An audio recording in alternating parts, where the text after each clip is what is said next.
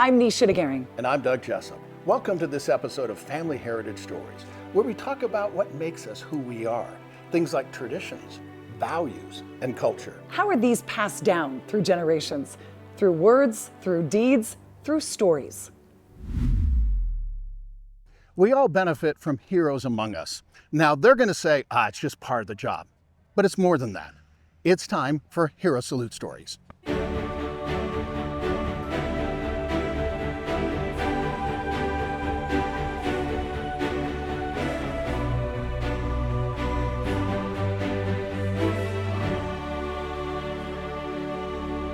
Welcome to this episode of Family Heritage Stories. Today, Michael Tingey, and he's Michael S. Tingey, and apparently there's more than one. Just saying. Okay, Mike, thanks for coming on today. Oh, thanks for having me here. Now, I got a question for you, and this is kind of the first question I like to ask everybody. And there's no wrong or right answers, but the name of the show is called Family Heritage Stories. What do Family Heritage Stories mean to you? A huge amount. Where we come from, our family, how our progenitors afterwards are all really important to me. I'm proud of who came before me. I hope I live up to their expectations. And I'm really proud of my kids, my wife, my grandkids, and now one great-granddaughter. Oh, congrats. So things are pretty important to me that way. Okay, now, since I'm not going to ask you also names because, but since you do have one great-granddaughter, what's her name? Melanie. Melody. Hi, Melanie. Okay. So we just have to give her a shout out. Come on, And one of my granddaughters, who is just a little bit younger than Melanie, is Capri. Okay. So we better give some things. Indicate to Capri too. I was a long snapper, probably the best thing that I was able to do. And my junior year, Skyline took the All-State tournament for the very first time in Skyline history. There's been lots and lots of other state championships, but I was there for the very first one, which was really thrilling. What happened after high school for Mike? A lot of things in a hurry. First of all, after we graduated from high school, there were a lot of the team members who were going to be getting offers to go play football somewhere else. I didn't get any. But my friend Mark Sorensen, who I met in second grade, and had another friend, Dave Ulrich, who we also met in second grade, and we're still dear friends to today. Mark was an all-state guard, and he got an offer to go up to the University of Utah. And we were sitting around in the locker room, and people were talking about where they were going to go and what they were going to do. And Mark said to me, "Mike, you ought to come walk on at Utah." And I said, "Oh, I don't know." And the guy by the name of Steve Mayrow, who was on the team, he was a tight end, said, "Mike could never make it." And I thought, "You rotten bugger, I'm going to show you." Okay. And so I walked on. And I started out as the sixth-string center out of six. And there was a guy by the name of Brownie Van Gelder, who was a quarterback, and he was the sixth-string quarterback. And he and I rose through the ranks about the same time.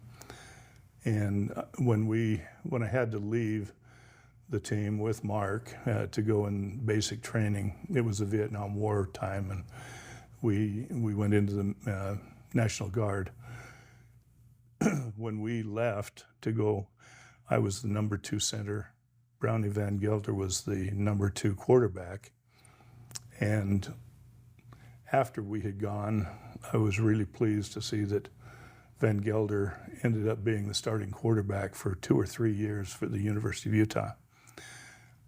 I don't know that I would have done that. I was much, much smaller than the rest of the guys, but I probably would have snapped long for punts and extra points and things like that. I'm not sure I want to call this thing Wilson, but after the movie, but it's tempting. So I'm not even sure I could pronounce that. So tell me about this volleyball. Oh, this is the type of volleyball that we used when I was a young man playing a lot of volleyball. Our family has really excelled in volleyball, even down to this day. We played a match that was probably somewhere around 2 hours long. Oof. It was back and forth and back and forth. And it was at a time when in church volleyball you had the responsibility to call your own touches on balls. We each had one game each that we'd won. We were into the third game, and it was, I think it was 13 all. We played to 15. And the Winter Third Ward set Golden Richards, who is an amazing athlete, and he was just pounding the ball. And he went up for a spike and hit this thing, and it went just rocketed and hit the wall about 4 feet up, all the way off the court. And we were elated because now it's 14-13, and we've only got 1 point left to go. And I saw my brother Paul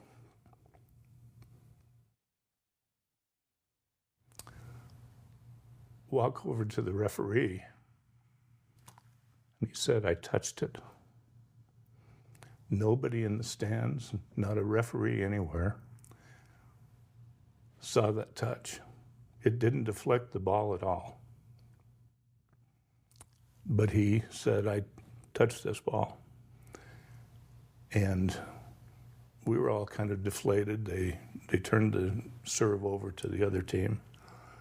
It was still 13-13, and there were 2 more serves, and they won both of them. And we lost 15-13. That story has been told around the church for a long time. Marion D. Hanks understood what was going on there and had told it many times. But it's absolutely true. The thing I was so proud of, every one of our teammates went over and told Paul, "Hey, it's okay, we're going to get it." They weren't critical of him. They supported his honesty. And that's the kind of thing that I wish was more in sports today. Now, you've mentioned that you've got kids and grandkids, and sports is obviously a big thing in your family. Yep. If there was a lesson that you wanted your kids and grandkids to know, and go ahead, feel free to use a sports analogy. Yep. Okay? What would it be? Work hard to be the best that you can.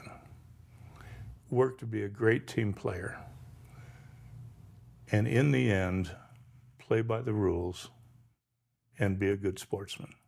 Hero Salute stories are made possible by the generous support of viewers like you.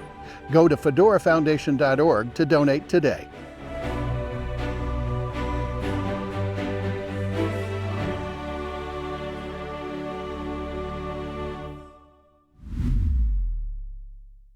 What is one of your favorite memories about Grandma or Grandpa?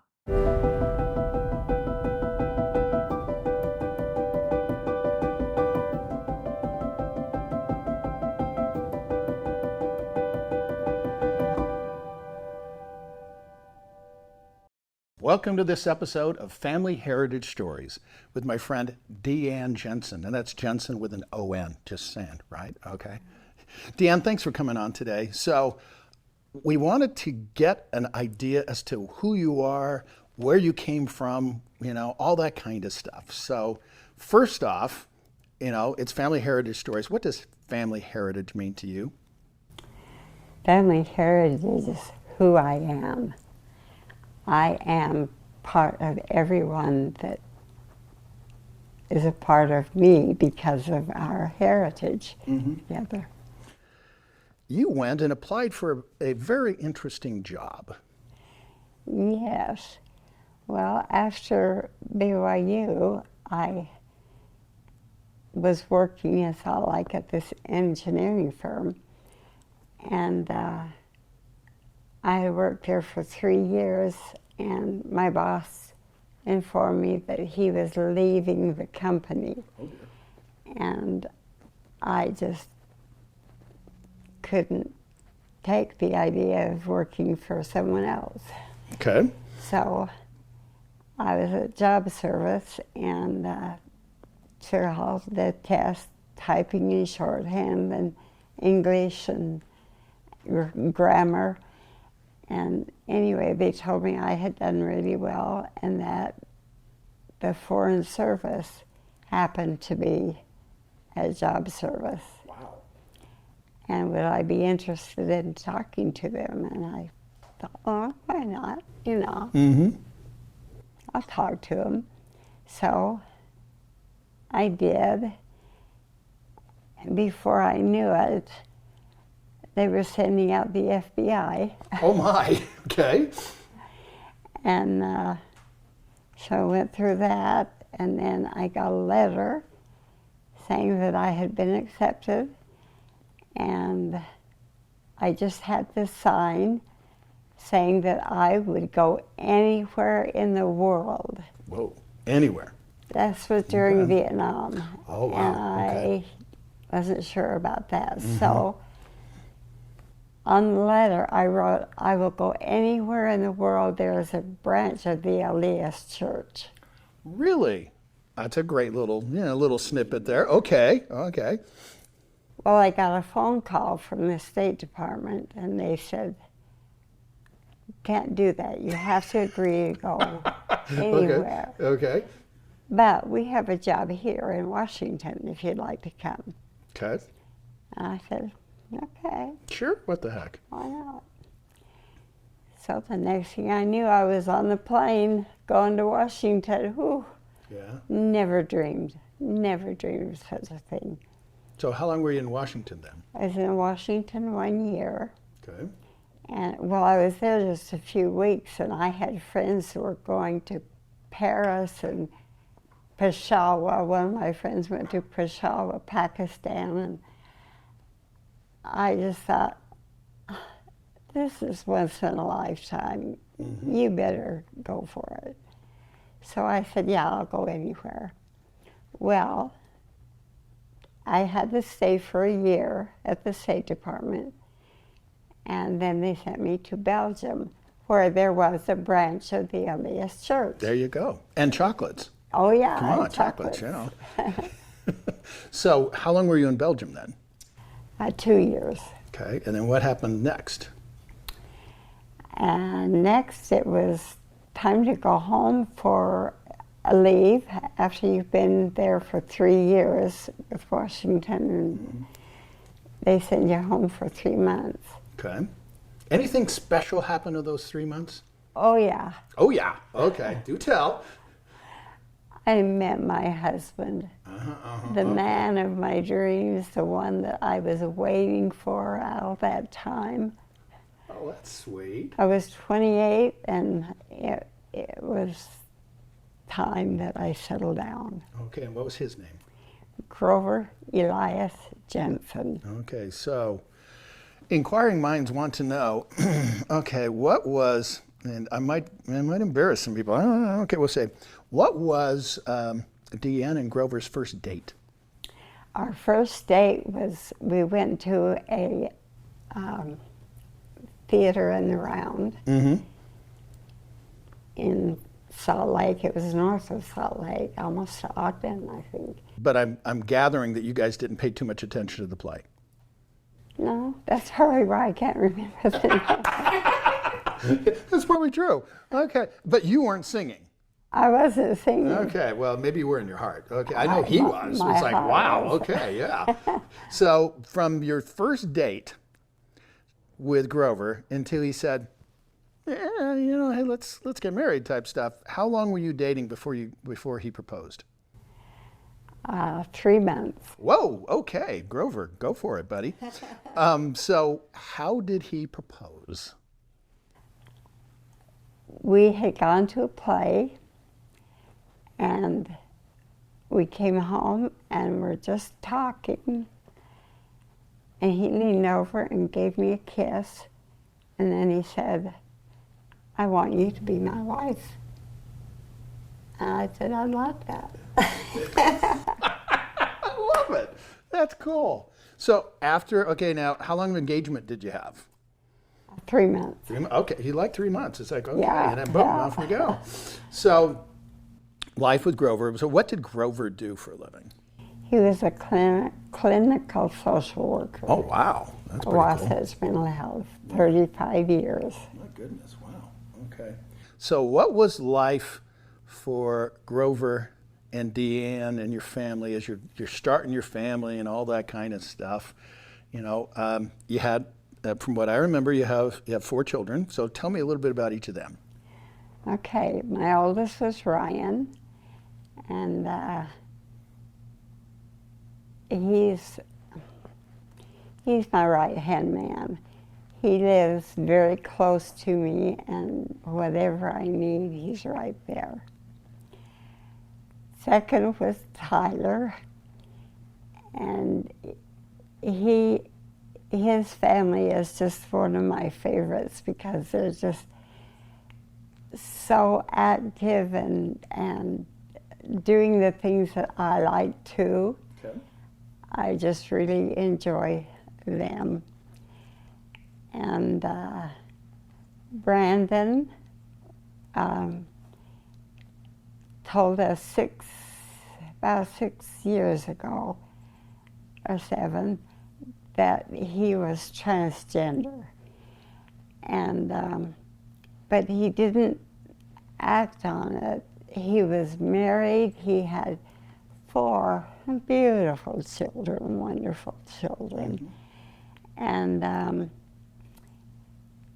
then a year ago, he decided to become female full-time, and I love that woman. I have a daughter. I didn't have a daughter. What's her name? Her name is Aurora. New beginning. Number 4? Number 4 is Jeremy, and he had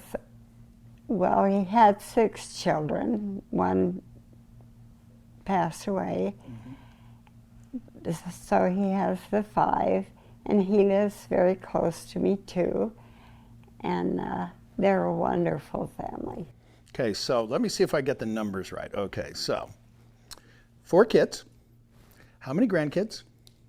18 grandchildren. Okay, any great-grandchildren? Great-grandchildren, I've got 9. Wow, okay, so 4, 18, 9. Wow, okay. You and Grover have been busy. Okay, Yes, we were. had some fun. Having fun. There you go. Now, the other thing that I look at is the impact that you have on a family. So your husband was in the mental health field, and I understand that you got a couple of your kids that have followed in those footsteps as well. Yes. Tell me about that. Yes, in the industry, Tyler has worked at Wasatch Mental Health. And now, well, when my husband was there, he had a program that they built a brand new building for this program. Well, now my son Tyler is in, his office is in that building. That same building. Oh, That that's same special. building. Wow. Was he in that while Grover was still living? Or had Grover passed by the time that your son got in Yes, there? yes. He had passed. Well, I'm pretty sure that he'd be pretty proud. Oh, yeah. The other thing that I wondered about is, and we've talked a little bit about this, you are a very well-dressed woman, okay, and you've got all these beautiful objects, and you've got this cameo, and you have some of those around here. And to me, objects with stories are treasures remembered. And sometimes it's passed down from generation to generation. So this cameo, from what I understand that you're wearing, has a special story. So where did you get that one? Well, I got it from my mother, but I know it was my Grandma Jolly. Okay, so how far? So you got it from your mom, and your mother's name was? Laprille. Laprille, okay. And who did Laprille get it from? And she probably got it from her mother, Shalisha. Shalisa, okay. And who does Shalisa get it from? And Shalisha probably got it from Grandma Jolly. And that's who I remember wearing it. Wow. And so what was Grandma Jolly's first name? Isabella. Isabella. So that's Isabella's brooch. Okay, wow. That's pretty neat. And I'm guessing that's going to get passed down Oh, to yeah. somebody. Yeah, okay, so they need to know that story. What would it mean to you to have a video of your mom, dad, grandma, or grandpa telling their story? This is Doug Jessup. It would be my honor to help share their story with a private in-studio interview with a video for you to keep. Go to FamilyHeritageStories.com for pricing and to schedule your interview. What does remember where you came from mean to you?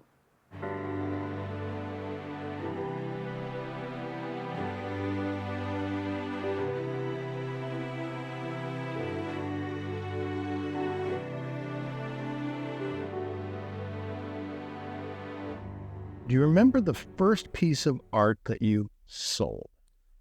It was in high school. It was to my art teacher, a different art teacher. Okay. But the real first time I sold art was, I don't know if you remember the company Scripture Stickers, but I was drawing in my stickers, or I was drawing in my scriptures, and I'm like, how can we get this to the masses? So I came up with the sticker concept and put it out there. And so that's the first time I really got paid to be an artist, was Scripture Stickers. And that was just an idea. And then pretty soon I actually knocked on people's doors and said, hey, can I paint your house for $250? I'm like, well, that's a good deal. Start over here on the porch. And I'm like, no, your house. Paint a picture of your house. So I would paint a picture for $250, do it in one day. And I'm like, I can make hundreds of dollars doing this. So then I went down to Walker Lane, you're familiar with that area, and knocked on some of those doors, and $250 just sitting around on the table. And I raised my prices, and slowly but surely, that's how it started. Wow. Painting houses. Sure. Geez, I guess you're going to have to paint my house now. I actually wanted my wife to do the folk art because I lived in Boston for a brief period, and she was from there, and folk art's big. Oh, yeah. And so I went, yeah, you ought to do that. Nobody's doing it. And she didn't want to, and so I started doing it. So it was kind of an accident. So let's get into that. You say folk art. Okay, there's lots of different art. I've interviewed lots of different artists, and I've seen I love it all. I really do. From millennial ago. But what is you said folk art, right? Okay. What, in your opinion, what defines folk? Okay, great question, because one time I had somebody write a 3-page essay telling me how my art is not folk art. And my only response to him was, wow, you know a lot about folk art. Because I think it's interpretational. My definition of folk art is the interaction between people and their environment. It's storytelling. I mean, to me, I can fit 15, 20 stories into one painting. And when I realized that, and it was later on in my career where I realized, my goodness, folk art is just a fantastic storytelling venue. And with a big family where we'd sit around dinner and we'd tell stories, and half of them were true, it was just natural for that to happen. So it was really an awakening for me to go one morning to go, wow, I was meant to do folk art. So that's my definition. You've been an artist for quite a few years, but what was the impetus for this first puzzle thing, and what was your initial thought? Well, that's a great question, because again, I feel fortunate that most of them are accidental. I was sitting down with somebody. I was doing a puzzle with somebody like you, somebody you want to know, a little intimidating, and you're going, I don't know what to talk about. And we started to do a puzzle together. Within 10 minutes, everybody lets their hair down. You can't fake it for too long. And before you know it, you're saying silly things, dumb things, funny things, whatever. And you just become yourself. And so all of a sudden I know this guy because we're doing a puzzle together, and we're telling stories. And then it gets serious, gets silly, mostly silly. But that's when I found out about my daughter's first kiss by doing a puzzle with her. And then, Oh, wow. yeah. And then you have to pretend like no big deal. It's like, yes, so where does it live? Here, I've got a piece over here. Anyhow, that's how I learned or felt when I was doing my first puzzle. And I went, well, maybe I can do that. And so I started to make puzzles. My first one was a terrible puzzle, but it sold well. And I don't even know why to this day. But the next one was, I believe I did a Salt Lake City and a Portland puzzle. And nobody had a Portland puzzle up in Portland. And so we sold very well. It was nice discovery. But it was more from the reality that people can really interact when you're doing a puzzle. You really get to know somebody. I love that part of it. Folk art is a little old-fashioned, farming, slowing down, talking, and again, storytelling. That's when it happens. So that was the impetus of puzzles. And for years, I was introduced as the puzzle guy, and I didn't like that because I'm an artist, right? I don't want to be known as the puzzle guy. It's, for years, I actually tried to get out of the puzzle business because I wanted to, the gallery market and prestigious art. But one day I woke up after I realized more people are looking at my art through puzzles than any other form of art. And I went, I'm being really ungrateful for the gift I've been given. And so I changed. And now I've embraced the puzzle side of this. I've named a show after puzzles. The last words that my grandfather said were, "Please remember me." This is Doug Jessup. It would be my honor to help you share your story with a private in-studio interview with a video for you to keep. Go to FamilyHeritageStories.com for pricing and to schedule your interview. Human connection. That's what it's about. From cave art to doing videos on our phones for our grandkids. We're just trying to make a connection with people that we know and love. Sometimes these stories stand the test of time. Recently, I did a bunch of interviews with some veterans from a very special unit, the 159th Medical Evacuation Group called Dust Off, served in Vietnam. What is the value and the power of a story? Ask Mara. It's priceless. It's priceless to me because when I was first sitting with the guys listening to their stories, it's something you just can't get back. And there's a lot of stories I wish I would have had recorded from my dad, my mom, my grandparents. So at least we were able to get these stories recorded. And to have them videoed and digitized is key because the younger generation, sitting with my nephews, doing homework with them over COVID, they weren't looking at books, they were looking at screens. And they can look at this on a screen. What makes you smile? Spry mouthwash helps me smile. I think it might help you too.